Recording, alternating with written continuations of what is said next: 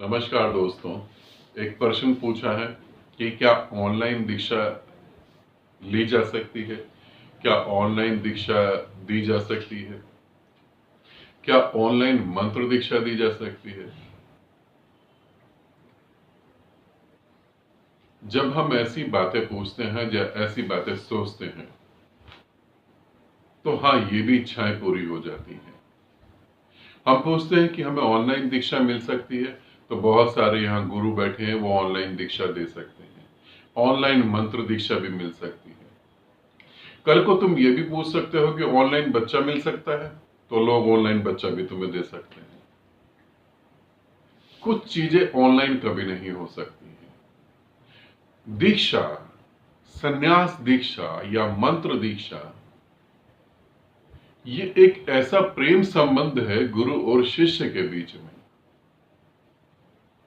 ये ऑनलाइन कैसे हो सकता है? थोड़ा सोचो। एक साधक ने बोला है कि मेरे पास समय नहीं है गुरुदेव, आप ऑनलाइन दीक्षा दे दें।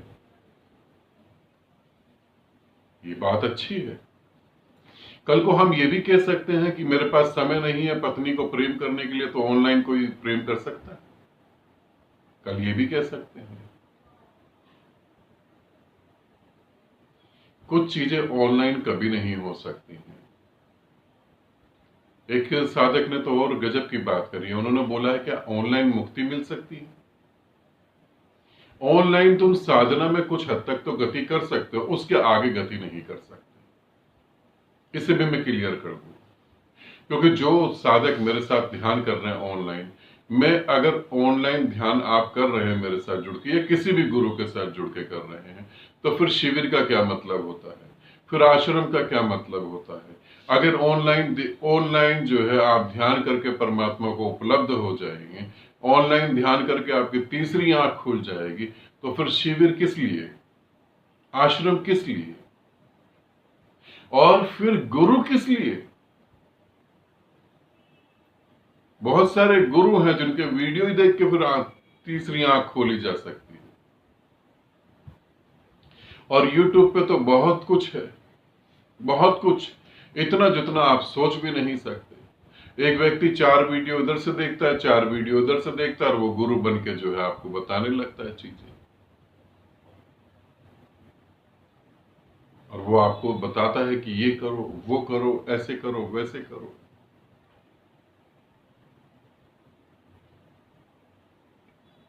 और हिंदुस्तान के रहने वाले नागरिक इतने भोले भाले कि वो बहुत जल्दी भरोसा कर लेते हैं, बहुत जल्दी भरोसा कर लेते हैं। जब मैं छोटा था तब की बात बता रहा हूं, उस समय एक टीवी सीरियल आ रहा था रामायण।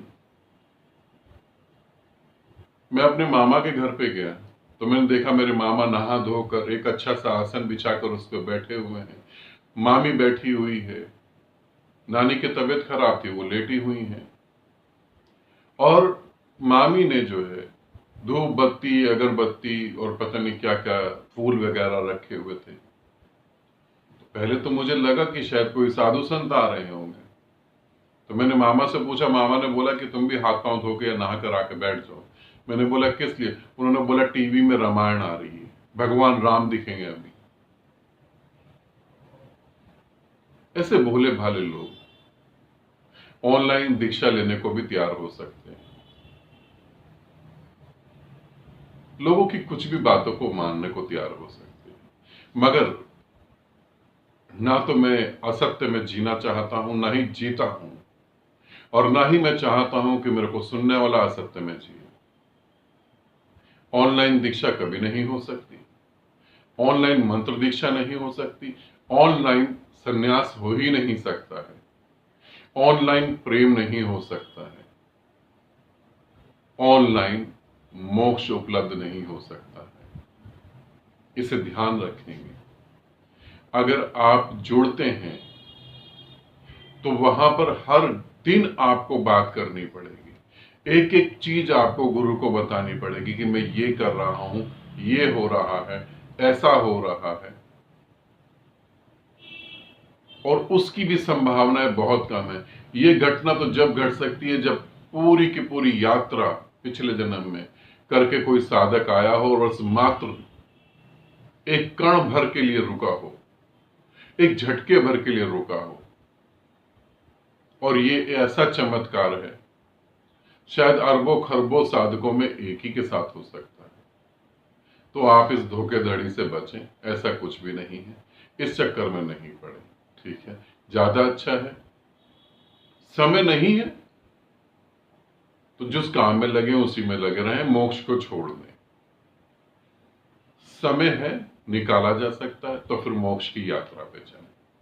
जरूरी नहीं है कि मोक्ष इस जन्म में हो, फिर किसी जन्म में भी हो सकता है। आनंदित रहें, सदा खुश रहें। बहुत बहुत प्रेम आप सभी को।